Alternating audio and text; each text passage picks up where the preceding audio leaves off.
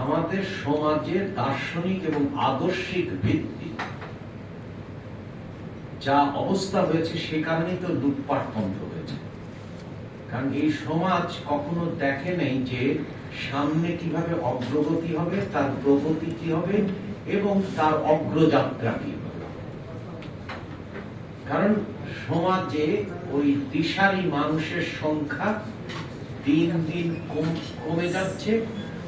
আমি একসময় পরিবেশ সংস্থা IUCN এর বাংলাদেশের সভাপতি ছিলাম এবং ভাইস প্রেসিডেন্ট ছিলাম এশিয়া অঞ্চলে। আমরা বলতাম যে এই এন্ডেঞ্জার্ড স্পেসিস, তারপরে এক্সটিংক্ট স্পেসিস, যেটাকে আমরা বলতাম রেড লিস্টে, মানে ওইটা নাই।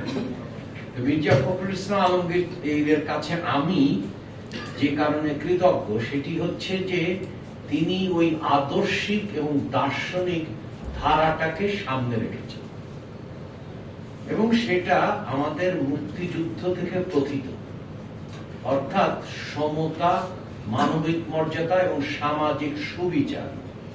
এটা নিয়ে যে আজকের যে বাংলাদেশ জাতীয়তাবাদী দল এবং তার অন্যান্য জোটের সদস্যের যে আজকে রাষ্ট্র পরিচালনার দায়িত্ব যে জনগণ দিয়েছে, তার কিন্তু অন্যতম ভিত্তি হচ্ছে যে আমাদের একটা দার্শনিক ভিত্তি দাঁড় করানোর চেষ্টা করছে।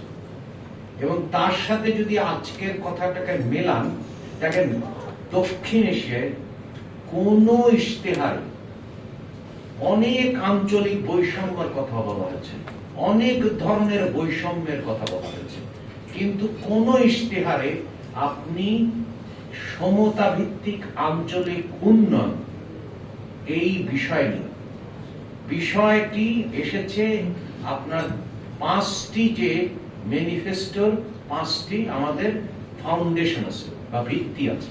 প্রথম হচ্ছে যে রাষ্ট্র ব্যবস্থার সংস্কার, দ্বিতীয় হচ্ছে আবার খেয়াল করেন, দ্বিতীয় হচ্ছে যে বৈষম্য নিরসনমূলক সামাজিক আর্থসামাজিক উন্নয়ন এবং রাষ্ট্রীয় সক্ষমতা, এটা হচ্ছে দ্বিতীয় বিষয়। তৃতীয় হচ্ছে যে আপনার ধ্বংসপ্রাপ্ত অর্থাৎ ফ্রাজাইল ইকোনমি থেকে আপনার পুনরুদ্ধার এবং পুনর্গঠন। চতুর্থ হচ্ছে সমতা ভিত্তিক আঞ্চলিক উন্নয়ন এবং পঞ্চমত অর্থাৎ আপনার বিভাজন থেকে সংহতি। সেটা কি?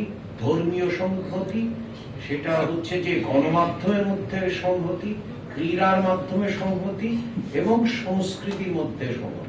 তার মানে পাঁচটি স্তম্ভ একটা আদর্শিক ভিত্তির উপর দাঁড়িয়েছে।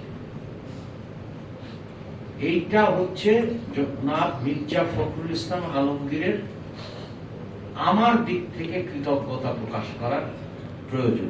অনেক অর্থনীতিবিদ পাবেন, কিন্তু আদর্শ ভিত্তি নিয়ে একটা রাজনৈতিক ইশতেহারকে সামনের দিকে এগিয়ে যাওয়া, এটা একটা বড় জিনিস। এটা কিন্তু বাংলাদেশের রাজনৈতিক ইতিহাসে খুব কম ঘটেছে, ঘটেনি। এটা হচ্ছে এক। দ্বিতীয় হচ্ছে আমার একটা ব্যক্তিগত কৈফিয়ত আছে, কারণ আমি উত্তরাঞ্চল নিয়ে, কারণ এক সময় আমার পিতা তার চাকরি জীবনের মনে হয় মানে মাস্টার ডিগ্রি পাশ করার পরে দ্বিতীয় চাকরি ছিল হচ্ছে ঠাকুরগাঁর পীরগঞ্জ কলেজের, উনি প্রতিষ্ঠাতা অধ্যক্ষ ছিলেন। এটা খুব একটা বিষয় না, সেটা বিষয় হচ্ছে যে আমরা একটা জনগণ কিন্তু এই যে নিরঙ্কুশ সংখ্যাগরিষ্ঠতা দিয়েছে, আমি যদিও সংখ্যাগরিষ্ঠতা শব্দের খুব বিরোধী, মানে অধিকাংশ মানুষ, এইটাকে আমাদেরকে বাস্তবায়ন করতে হবে।